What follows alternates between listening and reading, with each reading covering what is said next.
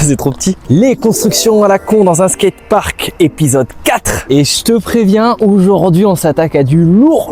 Alors aujourd'hui on va carrément dénoncer un skatepark en particulier, mais il faut dire que là on est quand même tombé sur une pépite. Et j'ai vu que dans les derniers épisodes vous avez été assez nombreux à m'envoyer des noms de skateparks à aller voir, donc peut-être qu'on s'organisera un petit road tour pour aller tester toutes ces magnifiques créations qu'on peut avoir en France. Alors aujourd'hui on va parler d'un skatepark que j'appelle le skatepark pour personnes de très petite taille, et c'est vraiment dommage parce que le skatepark initialement conçu, du moins sur les plans, il est intéressant. Ça rappelle un peu les skateparks à la old school avec des lignes toutes droites, et donc là tu vois c'est le skatepark, et en fait c'est assez intéressant parce que là d'où je suis t'as un plateau à lancement assez large, t'as des plans inclinés avec des curbs, et puis en face t'as des courbes pour réenchaîner des lignes, et au milieu tu as des modules, t'as un rail, t'as un petit pad à manual, là-bas t'as du curb, du ledge, et c'est assez sympa. Le truc, je sais pas si c'est une erreur du fabricant, si c'est une erreur de la commune sur les commandes, mais tout est 4-5 fois trop petit.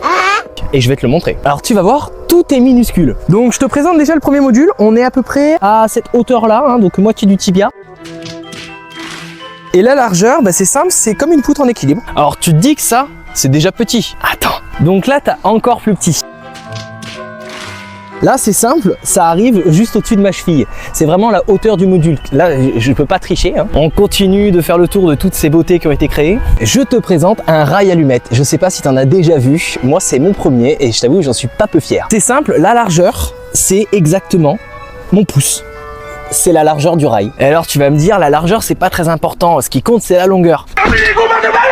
Allons mesurer la longueur alors. Ok, donc comme dans les dessins animés pour enfants, on va compter le nombre de pas ensemble.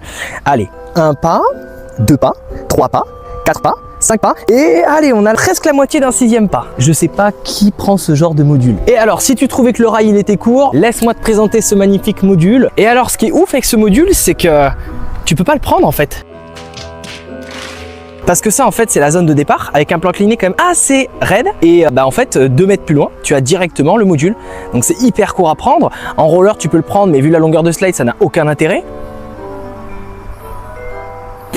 Les seuls modules qui ont une taille à peu près normale c'est les courbes, mais du coup elles sont beaucoup trop hautes par rapport au redresse du skatepark. Une fois que tu es là et que tu redrops, t'as le temps de rien faire, t'as tellement de vitesse que tu ratterris déjà de l'autre côté quoi. En tout cas, n'hésite pas à me partager tes meilleurs skateparks en commentaire, et si on atteint les 500 likes sur cette vidéo, je fais un edit là-dedans.